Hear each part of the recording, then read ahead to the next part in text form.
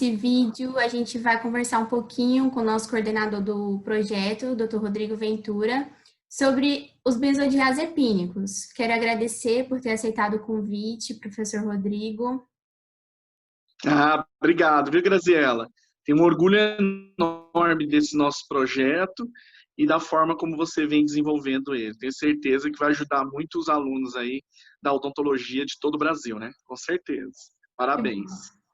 Então, uma grande questão abordada na odontologia é com os pacientes odontofóbicos, né, em que a ansiedade deles Uhum. de se submeter a um tratamento odontológico muitas vezes necessita do uso da classe dos benzodiazepínicos, certo? Certo. Diante desses medicamentos, eu queria que o senhor esclarecesse um pouquinho o que são eles e qual que é o mecanismo de ação dos benzodiazepínicos. Legal, boa pergunta, Gra. É o seguinte, os benzodiazepínicos, eles são sedativos e hipnóticos, né? O que significa isso? Além de diminuir a ansiedade, eles também podem causar sono, alguns mais, alguns menos. Em odontologia, a gente só usa um sedativo hipnótico, lembrando que ele é receitado em receita especial azul, né, do tipo B2, quando o paciente for extremamente odontofóbico. Ou seja, aquele paciente que falta muito na consulta, né, sem justificativa, que ele não consegue controlar sua ansiedade, seu nervosismo durante a consulta. Se você já usou a técnica de verbalização e do mesmo jeito o paciente ainda não consegue se concentrar, não consegue participar do tratamento odontológico. Então a gente usa nesses casos, né? O mecanismo de ação dele é aumentar a ação do GABA, né? Que é o ácido gama-aminobutírico, que é um neurotransmissor inibitório que nós temos no sistema nervoso central. Tá? Então, esse neurotransmissor inibitório, ele faz com que diminua a despolarização da membrana nervosa. Com isso, você tem uma diminuição do impulso nervoso. Você evita a hiperpolarização, a despolarização, na verdade, né? Você hiperpolariza, tá certo? Então, você deixa o paciente mais calmo. Por isso que ele é muito seguro, porque, na verdade, ele só reforça a ação de uma substância que a gente já tem no corpo. Então, é tranquilo. Legal. E, assim, para o uso desses medicamentos, existem passos a serem seguidos antes da administração, como, por exemplo, uma tentativa de acalmar o paciente com conversa, ou já deve-se imediatamente optar pelo meio farmacológico? Não, sempre o correto é você primeiro a verbalização, tentar sempre a verbalização.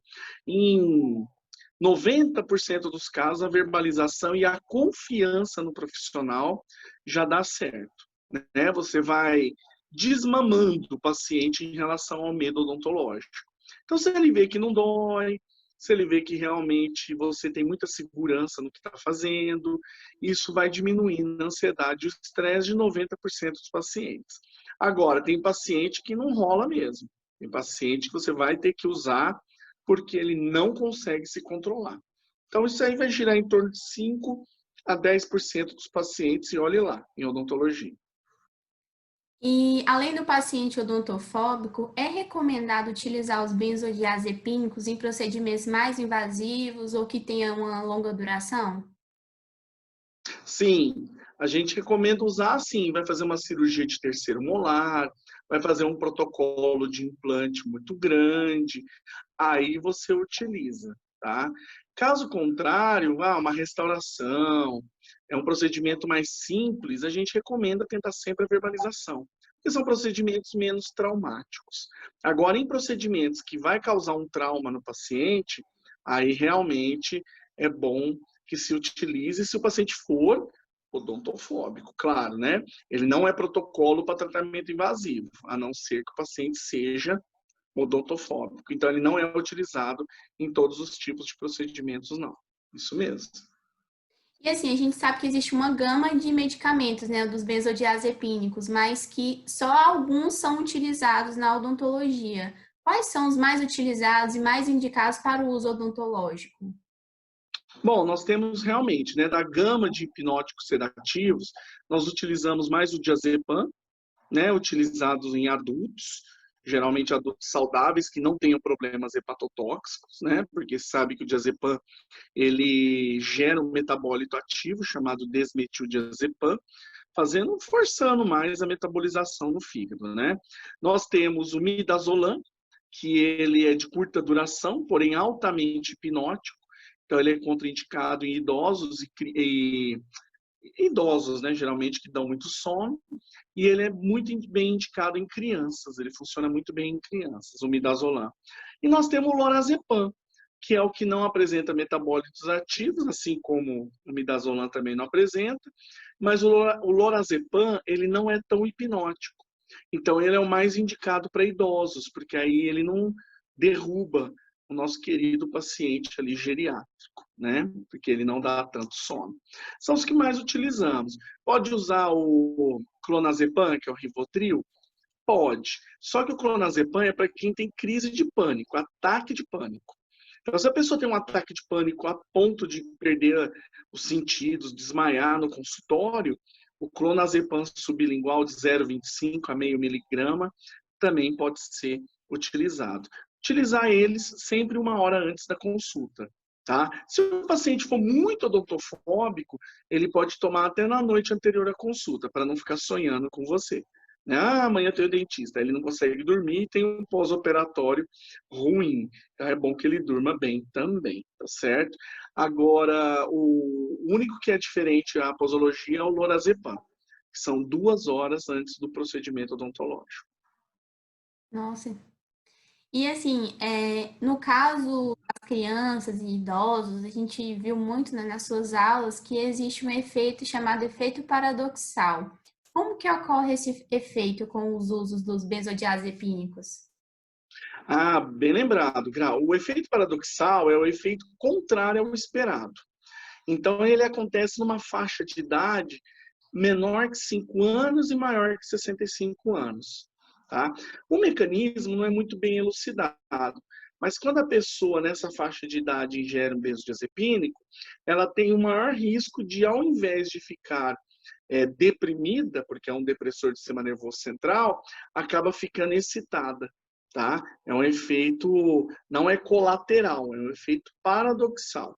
Então, a pessoa, ao invés de ficar calma, ficar mais tranquila para o tratamento, ela acaba ficando mais agitada. Daí você vai ter que usar um outro, de repente aquele fármaco que causa isso nela. Aí você troca, do midazolam vai para o diazepam, do diazepam vai para o lorazepam, até dar certo. Tá? É a única forma, mas não tem um mecanismo muito bem elucidado ainda na literatura. E existe alguma contraindicação para o uso dos benzodiazepínicos em hepatopatas, hipertenso, alguma classe assim de doenças crônicas que é contraindicado o uso? Na verdade, Gra, ele é bem indicado nessas doenças, né? Por exemplo, o hipertenso, o cardiopato, o diabético, ele não pode passar nervoso. Então, se ele passa nervoso, ele tem uma descarga de adrenalina. Se ele tem uma descarga de adrenalina, no cardiopato e no hipertenso aumenta a pressão arterial e no diabético aumenta a liberação de glicose. Então, não é legal acontecer isso. Então, se você puder controlar isso com benzodiazepínico, é até indicado. Agora, num paciente hepatopata, a gente tem que evitar, como eu disse antes, benzodiazepínicos que tenham metabólitos ativos. Por exemplo, o clonazepam, por exemplo, o alprazolam, por exemplo, o diazepam. Então, esses fármacos que forçam, tem que passar mais de uma vez pelo fígado para serem eliminados, esse a gente não usa em pacientes hepatopatas. Mas o midazolam, que passa uma vez e é eliminado, você pode usar uma dose única pré-operatória sem problema nenhum, tá? E assim, o cirurgião dentista, ele pode receitar normalmente um benzodiazepínico ou existe uma regra que, assim, quantidade que pode ser receitado por mês ou quantidade de dias de uso que o paciente pode fazer para o caso do uso odontológico? No uso odontológico, o dentista pode receitar sim, tá? Permitido por lei, né? Nossa Lei 5.081, de 1966, que já prevê usar métodos auxiliares desde que com indicação odontológica. Então, não adianta você querer receitar para sua tia, para sua avó, porque acabou dela, tá? Muitos dentistas e alunos me perguntam isso no WhatsApp. Eu falo, não pode. Se for com indicação odontológica, pode. O duro é assim, quando a pessoa compra, você pode receitar até 60, para 60 dias, né? Ele ter 2 caixas, por exemplo. Mas lembrar que isso pode ser uma droga de abuso. Então, tomar muito cuidado com o perfil do seu paciente.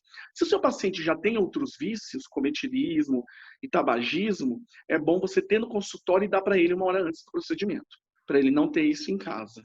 Agora, se é um paciente comum, não tem nenhum outro vício, ele pode ter e toma sempre que for no consultório odontológico. E aí, aos poucos, a pessoa vai desmamando do medo, porque toda vez ela vai, dada, tá de boa, ela vai, tipo, apagando aqueles fatos traumáticos odontológicos da vida dela, né, aos pouquinhos. Então, a gente tem que ter esse cuidado com o perfil do paciente que você vai receitar, porque é uma droga de abuso, ela vicia. É. E assim, a receita para os benzodiazepínicos é a mesma de um medicamento, como um analgésico, não opioide ou opioide? Tem alguma receita restrita mesmo para o uso de benzodiazepínicos? Sim, para receitar benzodiazepínico, como ele é um psicotrópico, ele é receitado com a receita azul, né, do tipo B2. Essa receita azul, para o dentista conseguir, ele tem que ir na vigilância sanitária do seu município, se cadastrar, eles vão dar uma sequência de números e vão indicar uma gráfica própria que faz o talonário. Você vai nessa gráfica e eles vão lá, doutora Graziella, de 1 a 100. Toda receita que tiver um número de 1 a 100, lá na vigilância sanitária, na Anvisa, né, na nacional, eles vão saber que foi a doutora Graziella, lá de Palmas, Tocantins, que receitou esse medicamento. Por isso que nós não podemos ficar receitando para todo mundo, porque isso pode denotar meio estranho, tá? Aquele monte de receita da doutora Graziella saindo todos os dias. Tá? Isso pode levantar e pode ter uma visita da vigilância sanitária no seu consultório. Então, assim, tem que usar com sabedoria. Tá? Claro, depende do fluxo de pacientes. Se tiver muito, você vai acabar receitando muito. Por isso que é importante, né? A receita B2 ela é feita em 3 vias. Fica uma via para a farmácia, uma via para o paciente, uma via para você. Que você guarde no prontuário do seu paciente para comprovar a indicação legal daquele medicamento. Aí é tranquilo, dá para usar. Usando com sabedoria, não tem erro. É. Assim, no caso dessa receita, se ela for extraviada, como que o cirurgião dentista pode fazer para notificar a vigilância sanitária? Ou se, assim, ele vai somente na polícia? Como que ele deve agir? Tem 2 coisas principais, 3 coisas principais que tem que fazer. Vamos supor que o talonário sumiu do seu consultório, né? Então, o que você vai fazer? Primeiro, um boletim de ocorrência. Segundo, você vai publicar no jornal da sua cidade, pode ser online, né, ou por meios impressos, que o talonário de número tal do cirurgião dentista tal sumiu. Então, você tem que fazer isso, para todo mundo saber. Por quê? Porque aí as farmácias já vão ficar precavidas. Quando aparecer um número lá, já sabe que a pessoa está tentando comprar medicamento. E terceiro, notificar a vigilância sanitária para cancelar essa receita. Porque quando o farmacêutico for colocar no Sistema Nacional de Gerenciamento de Produtos Controlados, vai dar como inválida a receita. Aí ele já sabe também e breca o aviamento dessa receita. Então, você tem que fazer 3 coisas.